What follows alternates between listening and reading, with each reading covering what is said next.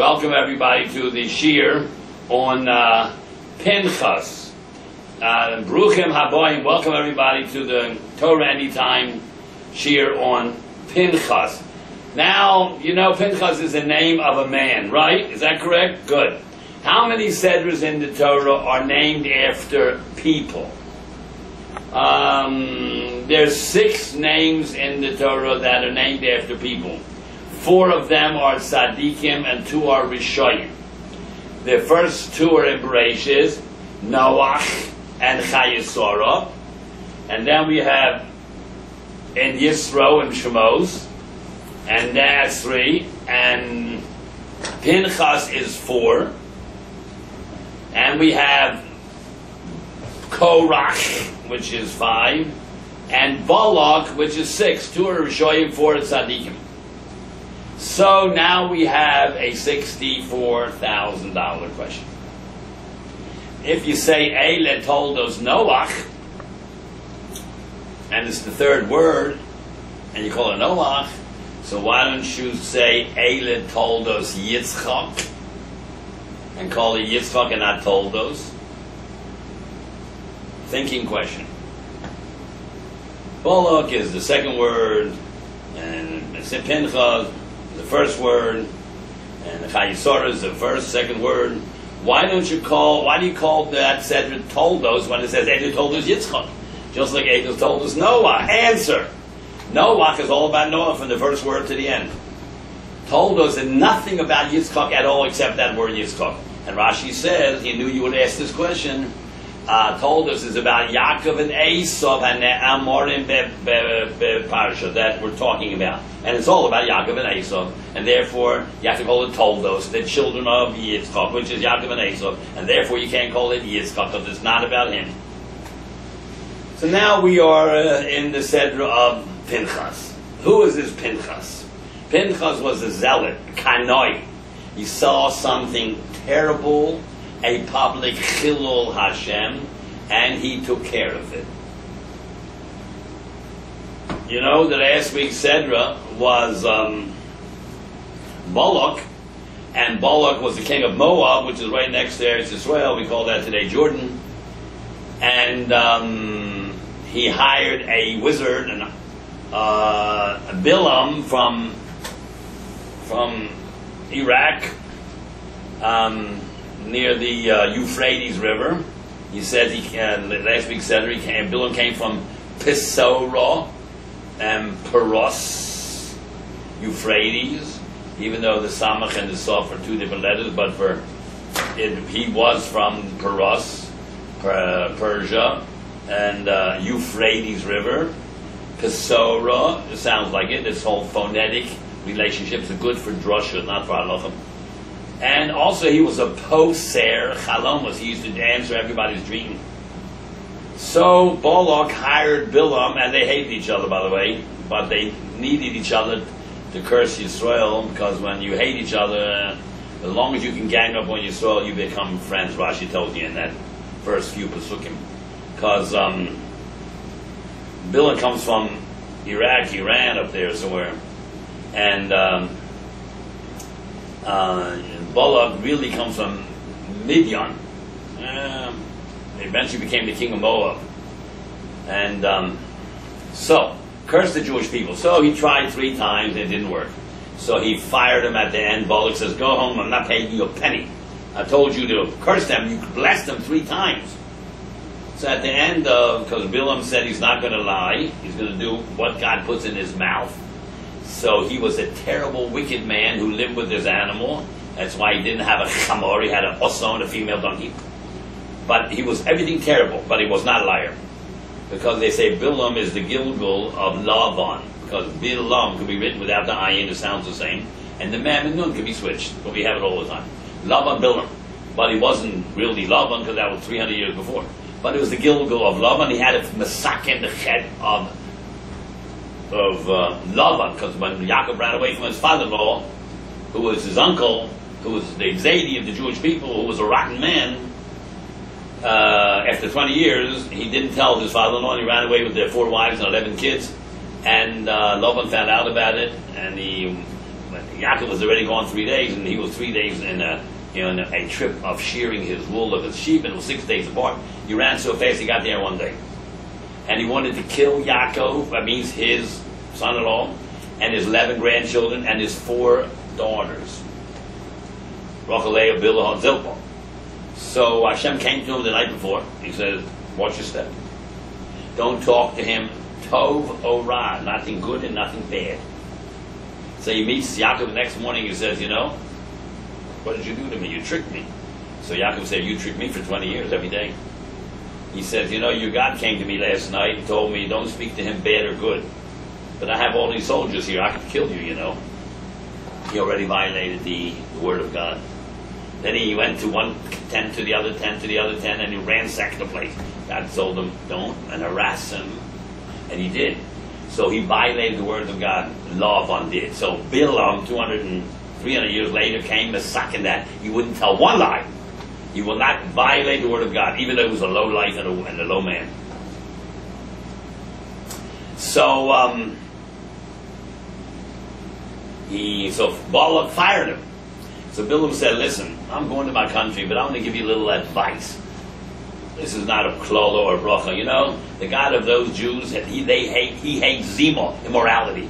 Call in the women of Midian and Moab and send in the zonos, and they'll do that prostitution, and their God will punish them. So he did that, and the plague broke out, and Moshe said that every one of the judges, there were 78,000 of them, because every 10 people had one dayan, and every 20 people had one dayan, every 50 people had one dayan, every 100 people had one dayan, every 1,000 had one dayan. You divide up the people like that, you come out with, I think, 78,000. He says, Hashem said to Moshe, tell everyone to kill at least 2 people. 78,000 times 2 is about 157,000.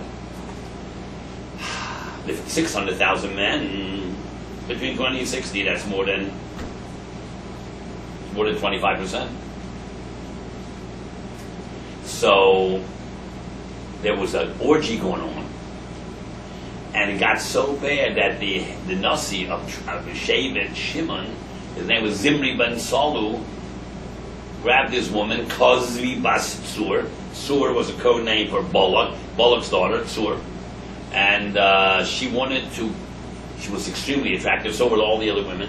And he wanted to get Moshe Rabbeinu. She wanted Moshe Rabbeinu. So Zimri said, no, come to me, I'm younger, I'm better, come to me.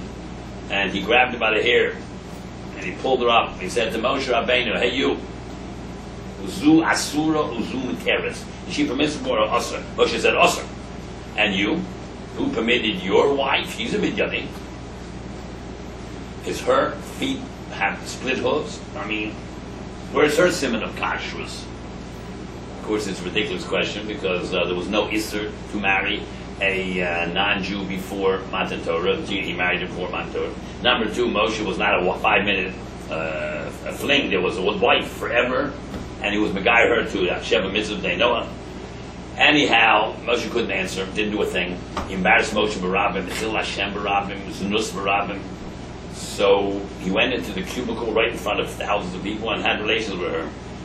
Yocham Pinchas got up and he saw this. Pinchas was Aaron's grandson, Moshe's grandnephew. He saw that there was a halacha. A boil aramis, a Jew who knows the halacha, and his boil has relation with that goyish woman.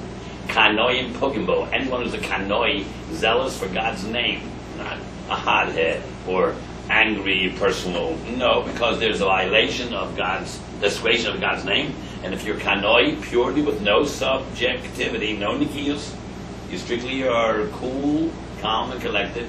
Kanoim pogimbo, you can stick them. So you took a romach, not a sword, a romach, a spear. Romach happened to be the gematria of 248. He knew that if he would kill the leader of a Shevet Shimon who has 59,000 people under him, he's not going to live more than 2 minutes afterwards. He didn't care. He gave up his romach, his 248 evar. He was ready to mock himself for this act of bravery. He was a young man, Aaron's grandson. Pinchas loves of an Aaron HaKohen. So he went, he took a romach, and he saw what was going on, and there was an orgy going on, and Shimon, the tribe of Shimon, was the main perpetrators. and he took the sword and went after them. How did he get into the tent? Because the guards were protecting Zimri. And he took the blade of the sword and stuck it in his boot, and he took the handle and was leaning on it, made himself like an old man. He says, listen, Zimri's having a good time. I'm from Levi. I'm a Kohen. I also want to have a good time. So they said, okay, let him in. So when he came in, he put the blade onto the sword and killed both of them. While they're in the middle of copulation, while they're still connected, he pierced them both. And 12 Nisims happened at that moment. Look at the Targum Yonas. No blood dripped on him because that would make him tummy, and this thing didn't break. And when they're down there, the two of them, and you stick them and you pick them up, it's the woman's on top. So when they came, he was on top. All different things. And he walked 12 mil, about 8 miles, and showed everybody. And he thought he was going to be killed, right? Hashem gave him the National Peace Prize, Risi Shalom. He was the first man in the world who got the National Peace Prize for being an assassin. How do you like that one? We'll see in a minute the wording. And the plague stopped right away. Instantly, when he assassinated those two, Zimri ben Solu, who was the Nasi of Shimon, and Kozvi Basur, Bolak's daughter. And Zimri means to cut off. The Zamer, to prune a bush, means to cut off the branches. The name tells you that he was cut off, he was destroyed. Not only physically. Zimri ben Solu.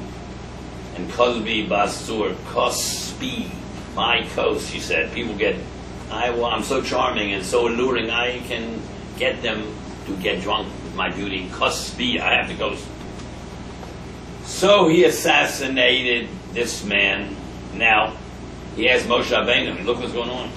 Look, what's going on? Look! Moshe couldn't do anything. You know why? Because Moshe was Nogeya Badover, subjective. He just insulted Moshe Barabba. This Zimri. He said to her, Asura, Zumuteres, she permissible, Asura, what do you have a million for? Anyhow, ridiculous question, understand, different conditions. So Moshe, if he would have taken action, the people said, yeah, well, he insulted Moshe, it's revenge. And Kanos is not revenge. And Kanos is not hotheads. Kanos is as cool and as calm as you shake a lulav or put on tefillin. Didn't Shmuel Hanavi ask Shaul, give me your knife? I'm going to take care of this man, Agag. They chopped him up in many pieces. No anger, just he had to do it. That's halakha. Hashem told Shaul, kill out all Agag. And don't leave a souvenir, a trophy, the Melech, Agag. Hashem didn't take that. You made that up. That's not Hashem, that's a new. That's your Torah. You can't go a word against Hashem. So Shmuel Hanavi told Shaul HaMelech that morning when he came back from the victory, he said, Hashem told me, you fired. You go back home. You go back to Ramot. Shmuel Haramosi, go back, you're fired. Hanavi shows up with a general, a king of Israel with all these soldiers. He could have won like this, Shaul, and Shmuel would have been gone. He's found, he said, Chatasi, I didn't sin, I'm so sorry. I had to listen to the people, I was pressured. Okay, let's go back to our subject. So he killed him. Now what happened? Did he do it really Lishmo? How do we know this? Maybe it was a little Negiyas, maybe it was a little hothead, maybe it was not a pure Kanoi. Let's take a look.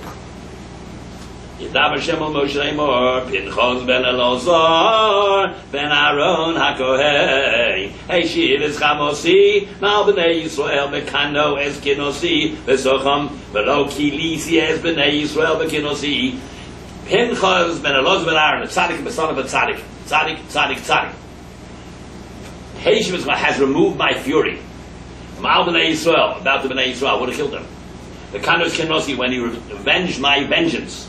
The Sochim amongst them, which means many people thought to do this. Every Talmud Chacham knows Aboyel Aram's Kanoim Togabo, but they didn't have the courage to take action. Roki Lisi with 2 yuds. I didn't destroy them at the Egel and now. Oh no, at the Egel and at the Meraglim, he also would have wanted to destroy them, but Moshe paid for them and saved them. And this is the 3rd time. Roki Lisi is B'nai Yisrael B'kinos, he had my action. Kilisi b'kinoi. Lochei, Emor, therefore let it be said, Hineni knows it. Lo, I'm giving to him as Brissi, my covenant of Shalom. He won the National Peace Prize for being an assassin. Ay, ay, ay, ay, ay. Shalom is written with a Vav, the only letter in the Torah which is kosher, even though it has no ink in the middle. It's called Vav Ketiyah, a cut Vav, no ink. Every other letter would be puzzle. That's the way you have to write it. And if you don't write it like back, the Sefer Torah is puzzle. You have to have no ink. Why? Because if you cut a Vav in half, you get a Yud. Shlim. It's not Shalom. So, there's two ways to make peace. One is like his grandfather, Aaron. Ohev Shalom, or Rodev Shalom, and he made peace between husband and wife and children and their parents, and a boss and his employee, and society and groups of people. He was a master Shalom person. He was a master at Shalom. He loved people so much that when they came to him, they intimidated him to make an egel. He was called Midas Arachim. He had a brother who was Midas Hadin. Midas Hadin is like the Tosha B'Ksav, written letters on stone. That's Moshe. Aaron is like the Sefer Torah, Midas Arachim. Like the Gemara, like the oral law. You cannot be a leader of Klal Yisrael if you have too much Rachim. Moshe was din. He came down and saw the egel. It was live. Golden, it was Ashar Ochel Esav, eating grass. He grabbed it by the neck and it dropped dead. Then he took it and ground it up in gold powder and mixed it with water from the spring, made every Jew drink it. Those who were loyal, all of them said, I didn't do it. Moshe was not there. He came down in that morning there. But who made it yesterday and who really was the manufacturer of the idol? So he made everybody drink it to see if they're loyal to God. Like a woman who's not loyal to her husband, her eye bulges out in green and her belly swelled. Same thing's going to happen to them. He said to Mila Shem Elai, who believes in God, come over here. Whole Shevet Levi came. The other Shevet, the people came too, but the whole Shevet Levi came. And he says, go through Klal Yisrael. Anybody who has bulging eyes and a big expanded belly, just cut the head off. And that day they executed about 3,000 Erev Rav, no born Jews, Erev Rav. The converts that came from Egypt. They weren't yet Jewish long enough to have self-control. When Moshe said he'll be back in 40 days, he means 40 days. And if he didn't come in 40 days, you figured wrong. Well, they started the day Moshe told them. Moshe said, no, excluding today. 40 complete days, excluding today. So they came back the next morning. Exactly 40 days. Anyhow, so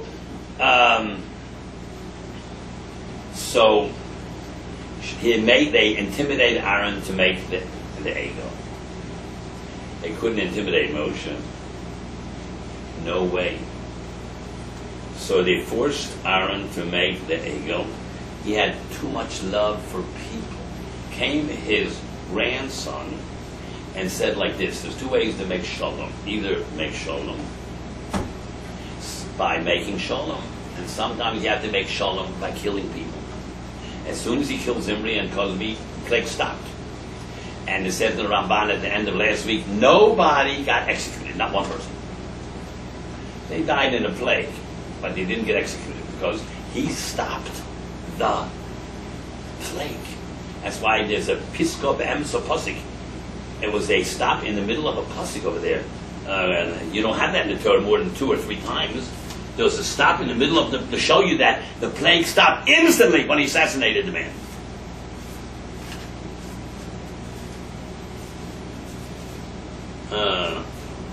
I don't know where it is right here. It's coming up. The Yachvei HaMagefa was after the Magefa. No, what else? Stop. End the pasuk. Like you say to a person, well, after we came home from Chicago, that's it. No, you don't continue. That's the middle of the pasuk. But Yachvei was after the Magefa. Stop. That's a Piskov episode pasuk. It's a stop in the middle of the pasuk. It means to say, so abrupt as this is, so the Magefa that they were supposed to die instantly stopped the moment he killed those two. So Hashem says,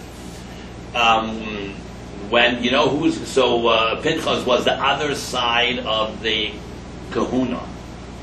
That the kahuna needs, sometimes you have to make shalom violently, sometimes you have to make it nicely. My father brings down the Maya Beis Sheva, there was a pagam in the kahuna. Because you see, the first Kohen made an egel. He had to fix that, the grandson. Sometimes you have to use midas hadin, not rachim. You know when you win a war, you know when it's over? You know when? You know when? Not like the last 50 years where you make truces and ceasefires. You know how the Second World War was over? Or the First World War? When you kill your enemy. And then it's over. There's peace. In the Middle East, they got ceasefires. You know, it's not over. Sometimes you have to kill to make shalom. And my father brings down the Mayim that the kahuna was lacking this. He had to fix the Pagams, came a grandson, and he said, this thing that Aaron did, I have to go now the other extreme, kanos, and kill this man. And because when Aaron was anointed, his son, his 4 sons were anointed, and it didn't go to the grandson, even though he was living. So Rashi says that the moment he killed this man, Pinchas, he became a Kohen. He became a Kohen because at that moment he fixed the Pagam. It was Masakin. He was the tikkun of the Pagam in Aaron that he didn't do the right thing. And you should look at the piece in Maya Beis Sheva. So he says like this: how can all Kohanim who come from Pinchas, by the way, because Aaron had 4 sons, 2 died because they brought the age of Torah, and the other one, Isamar, we don't hear about. Everybody came from Elazar. That's Pinchas and Elazar. So every single Kohen in the world comes from Pinchas. So how can every Kohen, when he gets up there and makes a bracha shei kedusha, kutshana be kedusha sel Aharon, they come from Pinchas. It's not the kedusha of Aaron. Aaron. Every Kohen comes from Pinchas, and that Pinchas was masakin the ched of his grandfather. So why say kedusha shel Aaron should be kedusha shel Pinchas? Good question. Aaron was the greatest tzaddik in the world. One little pagam. Everybody has. Some people have little things. It doesn't make you no good. You're 99.9%. You have to fix the pagam. Aaron's grandson fixed the pagam. And now the kahuna is fixed. Now it resorts back. Pinchas made it back perfect. Every time a kohen eats truma, I say bracha sheker shon kedusha shel Aaron. When you do chantz, you have to kedusha Aaron. It comes from Aaron. That's why Yitzchak Pinchas became a kohen because he's the grandson, but he had to fix it. Look at the Maya, and he goes into a beautiful. So he won the National Peace Prize. That's what it said, Risi Shalom. And why is it a cut vav? Because if you take out the vav is cracked, so it's not a vav, so it's shin lam mem shalem. Oh, shalom. When will be shalom? When Eliyahu Navi comes, who's the great grandson of Pinchas, and he'll come with Mashiach, and Mashiach has been David, he'll be the Melech. Eliyahu Navi will be the Kohen Gadol because he's Kohen. Then the Shalom will be fixed. There'll be Shlemus again. So where's the Vav? All these centuries. So Yaakov took it. You know, in Tanakh, Yaakov's name is written with a Vav a few times. Yen Yud Aleph Yud Ayin Kuf Vav Beis. Yaakov took it as a mashkin from Eliyahu Navi, because now we call Eliyahu Navi, we call him Eliyah. You know, it's Motzi Shabbos when you sing the song Eliyah. It's not Eliyahu. Eliyah. His real name is Eliyahu, but Eliyah Hanavi. Yaakov says, I'm going to give it back to you when you bring Mashiach. Then Yaakov will be spelled correctly without a vav, and Eliyah's name will be Eliyahu. And then there'll be Shalom in the world, because Eliyahu is the grandson, the Gilgul of Pinchas. The first 2 Pesukim have a problem with the letter Vav, and there's another problem, Pinchas with a little Yud. Yud, it's the smallest letter, but here it's even smaller. It's Yud Ze'iro, why? Ooh, which means if it's little, it's not supposed to be there. Let's take a look. P, take out the Yud, P Nochatz, my mouth urged me. When I learned that halacha as a young person, Moshe came down from Sinai a year before, 40 years ago, and taught him the whole Torah. And one of them is that boil aramis kanoim pogabo. If a person boiled aramis, he doesn't need a bezdim, no edim, no asra, nothing. You can kill him on the spot, but you better be sure you know what you're doing. So kanoim pogabo, when he learned it with kanos. The other people learned it like they learned Torah. He said, I wish I would have an opportunity to do it. And if it's any person making Chil Hashem, I don't care who he is, even Moshe Rabbeinu, I would do the same thing. Since he learned it was such pure kanos, he remembered it in kanos, because he learned it that way. The others just learned it like Torah. No, he meant it. He meant what he learned. I am going, if I have an opportunity, I'm going to kill. There's no covet for a Rav. Not even a Rav, not even the biggest Rav. If you violate the Torah, all bars, all hand bars are, no holds barred. No bars, no holds are barred. And Chil Hashem, you're done. You have to keep it law like everybody else. Since he learned it with such pure kanos, that if I have a chance, I would also learn do it with kanos. So that's why he was the only one. But Socham, they all knew it, didn't have a courage to do it because they didn't learn it with kanos. He learned it with kanos, and he carried it out. He was so pure that every coin on earth comes from Pinchas. And Hashem says, "Pi nochas," my mouth urged me, and that's what minochas, nochatz. For drasha you change these letters, but that's what happened. You know that Pinchas took his life in his hands, and he's ready to sacrifice his life because he knew that if you kill the Zimri, the head of 59,000 people, you're not going to live too long, right? Pinchas, what's the gematria Pinchas? Pei Yud is 81 is 90, and 50 is 140, and then Samach is 208. You know who else gave up his life willingly, and his gematria is 208? Yitzchak, at 37, at the Akeva. That's why he took a Romach. Romach is gematria 248. That's how many organs he has. He's ready to sacrifice his life to fix Echil Hashem Pinchas said.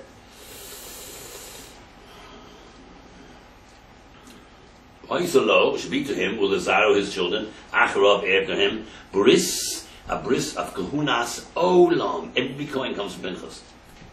Tachas Shekine, because he was zealous.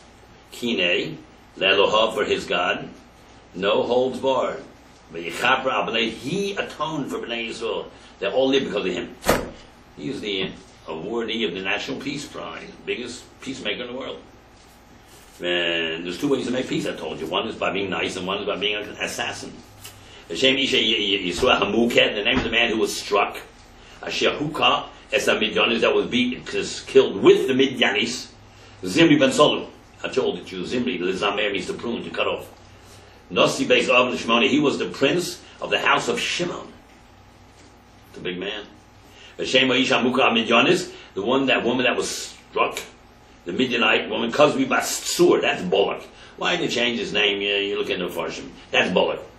Rosh Umos, based on Tzur, Bullock was the head of the nations of, and he was the head of the family of Midian, the main family. Who he was. Aggravate them, torture them, and give them tzoros. Tzoros Midianim, he and smite them. First aggravate them, and then kill them. Didn't they do the same to us? First they said that they did this nus with the women there, and the women said, if you want me, you got to bow down to that idol first. It's called pa'ar. It's the most filthy type of thing you have to do for the idol. They didn't really believe in the idol. They did it just to get the woman. So they tortured Jews by making them do avodah zarah. And then they did avodah zarah and zinus.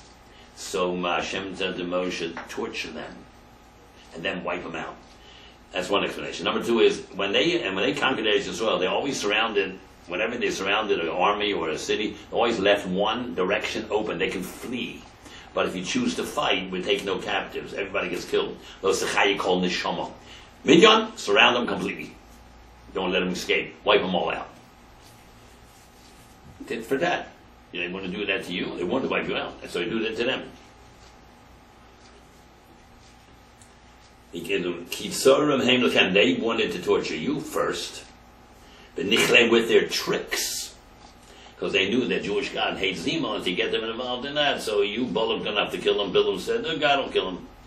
Asher nichlu, they tricked them.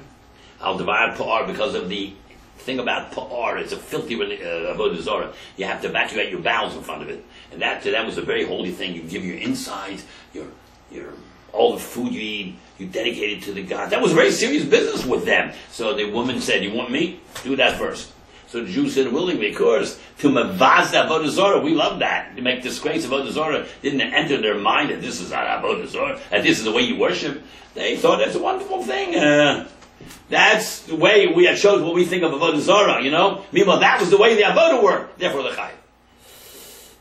So, Al-Bar Par means Lefa'er, to evacuate your bowels. Al-Bar Kozbi, and because of Kozbi, the Zonah. Bas Nasi Midian Achos of their sister. The whole country loved her because she was a very friendly person. Hamuka, she was smitten of Yom Hamagave, the day of the plague. Al-Bar Par, because of the Avodah Zarah Par. He after Hamagave, and it was after the plague. Stop. Pisk Pasuk is stop in the middle, just as instant as he killed them too. Pinchas, the plague stopped. Yom Hashem Moshe ve'Elazar ben Aaron HaKohen Lemor. Tell them. Su is Rosh Kol Edas B'nai Yisrael. Pick up the heads. I want to count you to count them. Why do you say Su'u? Say Mono. Count. Why Su'u? Whenever the Torah tells you here, in this anywhere, to count the Jewish people, it's always Su'u. You know why? When you count sheep or cars or houses or other nations, so you get a number. When you get counted into this VIP group called Am Hashem, you are elevated. You're not another nation. You're the Am HaNivchor, the chosen nation. Am Olam, eternal nation. Am Hashem. You're not just another person. You are elevated just by counting into the group. The Suez Rosh, Suez Rosh, Yisrael, from 20 years and older. The base of also, according to their shave it. Every shaver will give me a number, and I will have 12 numbers. We'll add them together. Called Yosef Yisrael. Anyone who goes out to war in Yisrael means has to be 20 years old. Now, if a guy's 20 years old and he's a cripple, he's not going to war. Yes, he is. We're not talking about a battlefield war. Every Torah Jew is in a war every day of his life. You against your enemy, that's called the Yetzer Hara, and you're not chayiv between mitzvahs aveiros between you and God till you're 20. Between you and your friend, you're at 13. Because you can't steal, you can't kill. We understand that. But if I don't hurt anybody, I'm not mature enough to know till 20 how I'm self-destructing. We're shot. I'm not hurting anybody. That's between you and God. You're not mature enough till 20 to realize you're self-destructing. Eating chazer, chal Shabbos, all these things. I mean, Anu Chaveira, you know it at 12 already, but Malcolm takes 20 years old. You have to understand that this is self-destructive activity. You're not mature enough till 20, then you go to war. You're on your back, on your toes every day of your life. You're on that, always watching out for the Sitra Acher, the other force, the Yetzer Hara, the Malach HaMavos, who wants to kill you, by the way. So, the Satan, whatever you call him. So, at 20 years old, you're fit to be counted. And he spoke to the Jewish people in Arvos Moab, at the fields of Moab, right up next to there, Canaan. By the river, you're at the side of the river, Yerach. Not Yericho. Yericho, it means the side of the river. They were stretched down, 50, 100 miles, you know. A lot of people. Mibenes and Shalom Mal from 20 and older. Therefore, you couldn't count Levi, because they're counted by 30 days. That God commanded Moshe, who came out of Egypt. Reuben, so now they go into a whole count. Now, after a couple pages, it comes out that the total was 601,730. 40 years ago, there were 603,550. The difference is 1820. You know, so, my.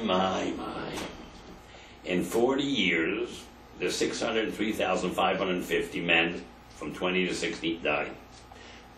Because the Meraglim came back and said, we cannot defeat those giants.